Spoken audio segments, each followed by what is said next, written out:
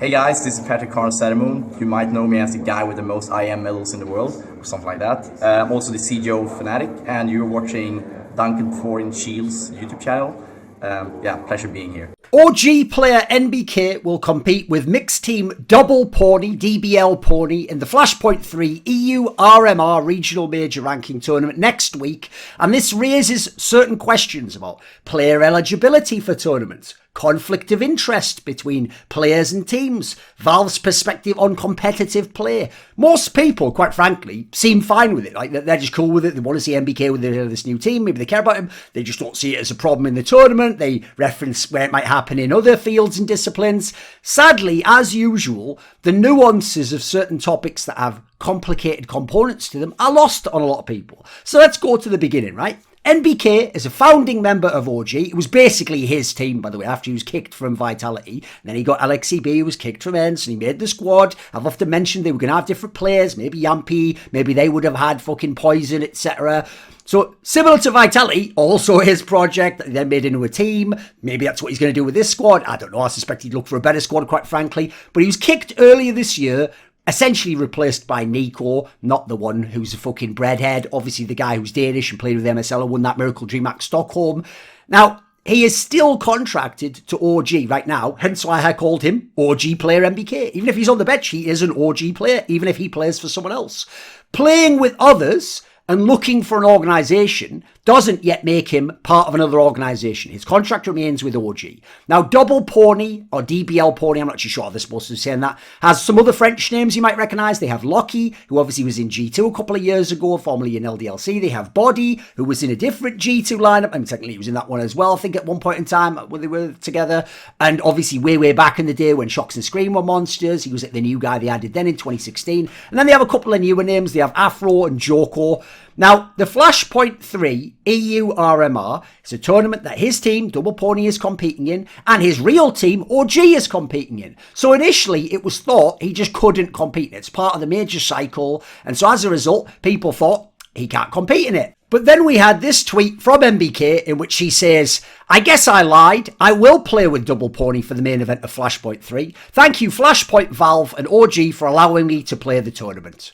Based on that initial information, with no more info, and there will be more coming in this video, but we'll go chronologically, that is a conflict of interest immediately. Now, for people who don't understand, because I see people saying it isn't a conflict of interest in it, but they don't ever define what conflict of interest is. A conflict of interest is when you have two interests that are not aligned, and they can potentially conflict with each other due to your two sets of circumstances. So, for example, if you were married to your boss in the company that you work at, then they can't simultaneously be your wife and your boss, or at least there are scenarios where that wouldn't work. They could be mutually exclusive interests at play. Like, for example, your boss in the company might need to fire you because you're not doing a good enough job, or they need to cut back on certain salaries. But your wife might need the money for the household and therefore not want to fire you. So one way or another, someone's going to be unhappy. The wife's going to have to be unhappy because the boss takes the action. The boss is going to have to be unhappy because the wife wants the action taken. And it's the same individual is your wife and your boss. That is a conflict of interest. Similarly, that's why when there was that whole double lifting leadership going on with TSM last year, I pointed out this is a conflict of interest. Doesn't matter when it's happened, this is a scenario where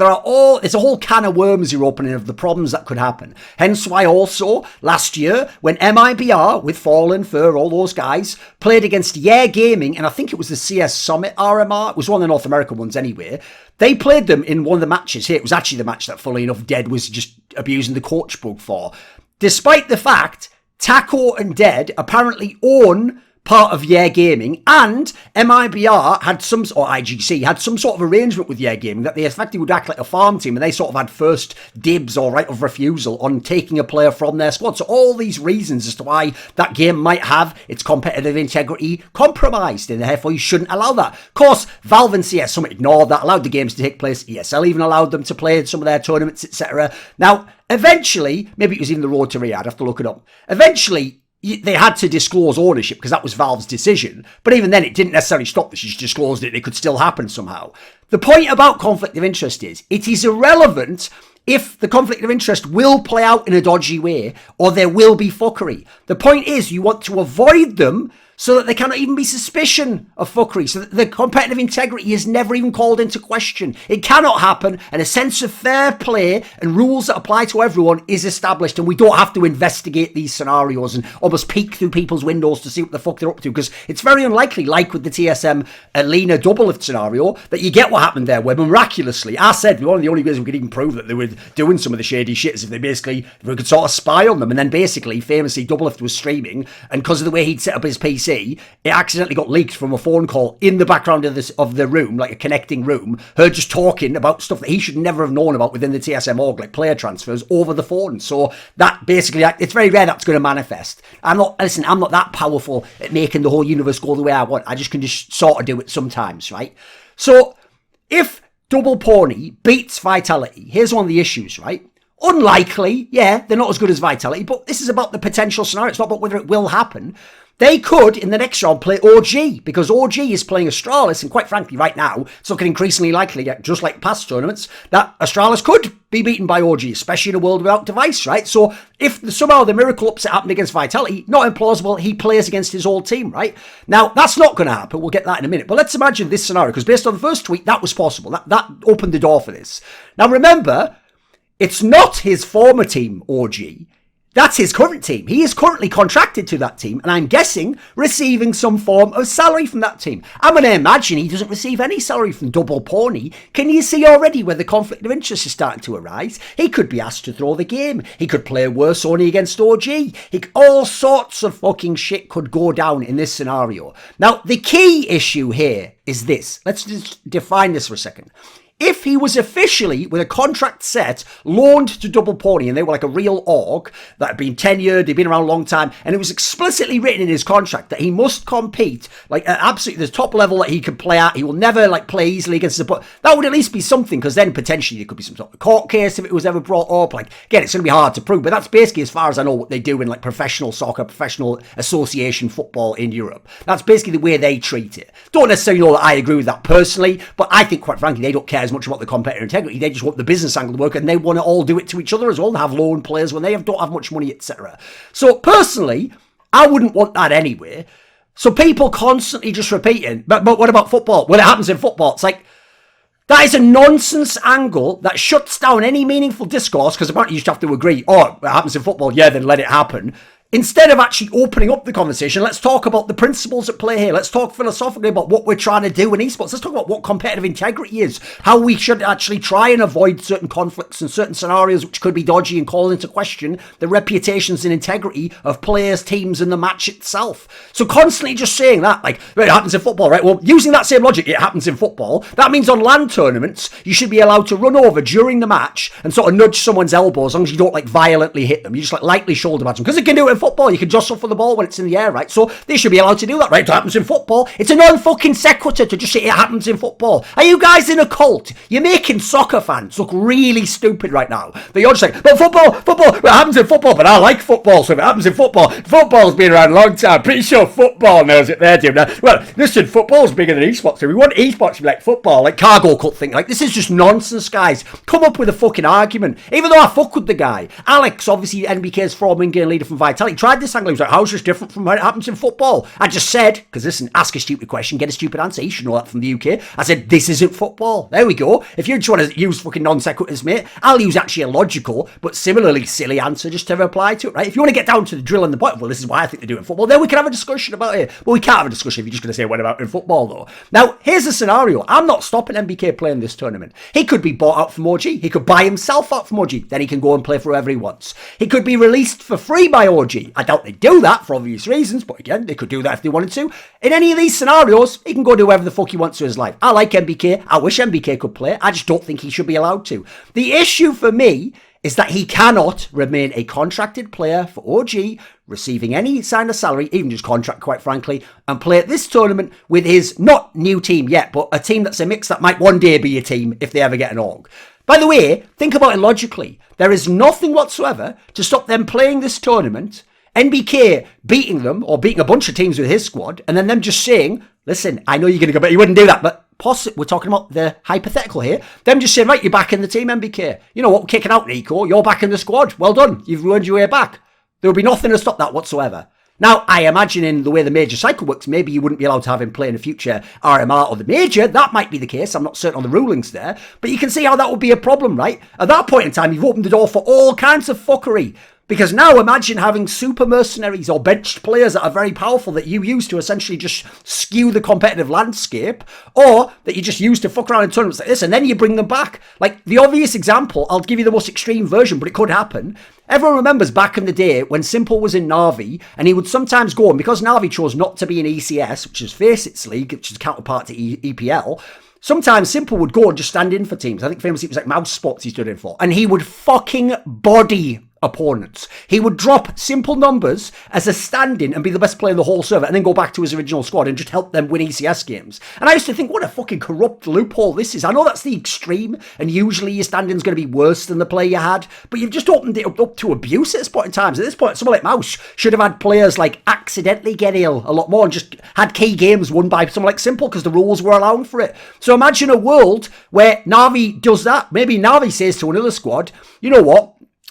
We're having our issues with Simple. He's thinking of leaving. Keep it under your hat. But you know what? We'll bench him. And then how about this? You just bring him over to your team. You pay us a little kickback. And then maybe he just plays with you in a qualifier. Qualifies you for the tournament. After that, who knows what happens, right? You don't even want that kind of potential possibility to exist. It doesn't matter if you're going to go, but he wouldn't do that though. But he doesn't like OG anymore. But he believes in this new. But that's all irrelevant. It's about the rules and how they're designed. And they don't take into account fucking rumours or what people just say, which isn't even provable. Just their fucking opinion or things that they can just go back on. That's why you have to set the rules so that they're precedents and they cannot just do whatever the fuck they want and choose to be corrupt if they choose.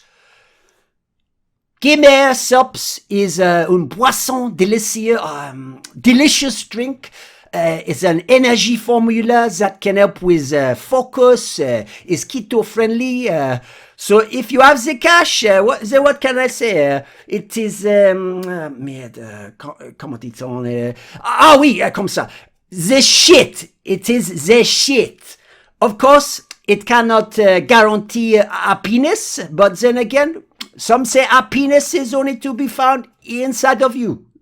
Gamer Subs is just a lovely, lovely drink. Get 10% off with the code Thorin, Thorin, at gamersubs.gg. Happy, we miss you, mate. Only mainly for the fucking banter and the jokes, but you also actually had some ridiculous personal quirks that I find funny to talk about. Now, after this, then we got some update on this information. We got this tweet by Nell, the journalist from the French scene. So always interested to find out what Vitality thinks. Right, so he said, NBK will play the Flashpoint RMR with Double Pony in case they face OG, as I pointed out they potentially could, which is really likely, depends.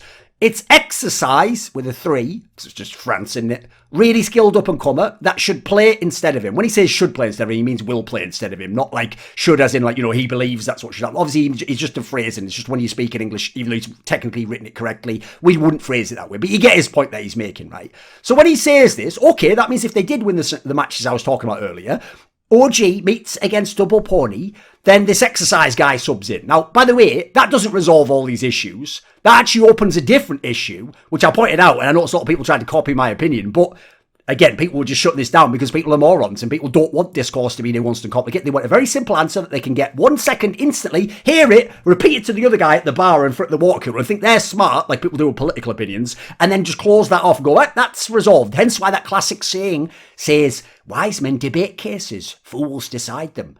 So the issue this now opens is if Double Pony gets to play OG, now OG gets an easier match potentially.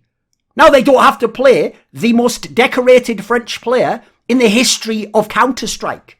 Not just CSGO, Counter-Strike. One of the most decorated players out of any region in Counter-Strike. They don't have to play against someone with that level of experience, who knows their team as well and can do all sorts of... They don't have to play against that. Yeah, this other guy might be more skilled, who knows? Potentially it could be an easier match for OG. Now, how is that fair to the other teams in the tournament?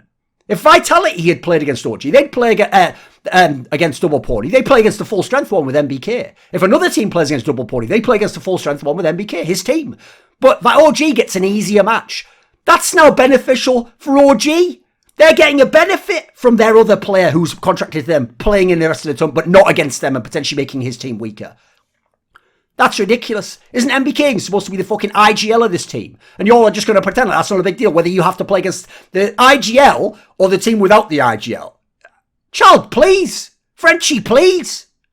This tournament is about a placing that translates to points, which translates to whether you qualify for the major in the end, the World Championship of Counter-Strike. And we're having amateur hour dog shit like this happening, and on the basis that it happens in association soccer, football, probably the most corrupt sport in the world, in the history of fucking world sport. If you know anything about FIFA, UEFA, all the cunts that make up all the fucking associations around the world, easily the most corrupt things that you've ever seen go on in those states.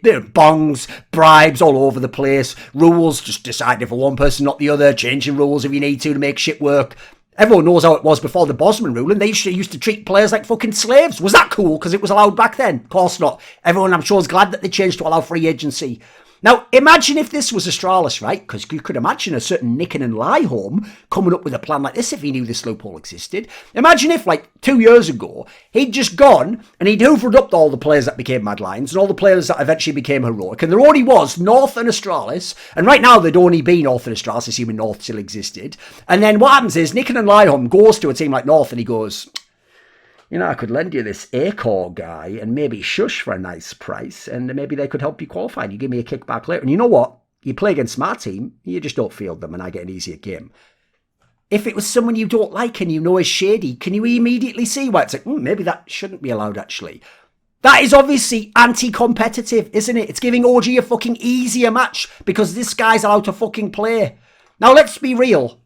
Double Pony is not a real team/org. They're a mix that's been playing together a little bit at a time.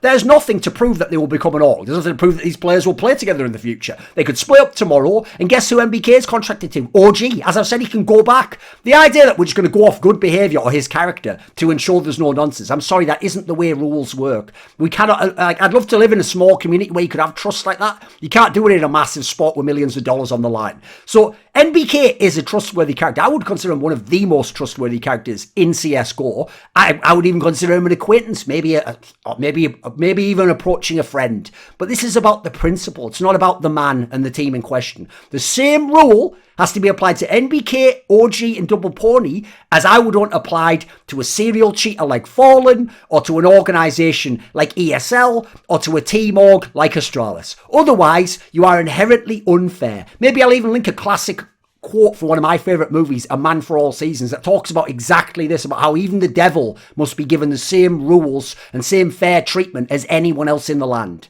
Now, fans obviously are just going based on whether they like NBK, whether they want to see him play. Like, this is why, by the way, democracy is fucking garbage. You don't want people to just go off what they like and want. You want to establish your first principles. You want to philosophically draw from that what you want to accomplish and select for, and then you want to apply it fairly to everyone so that competitive integrity of the game is upheld.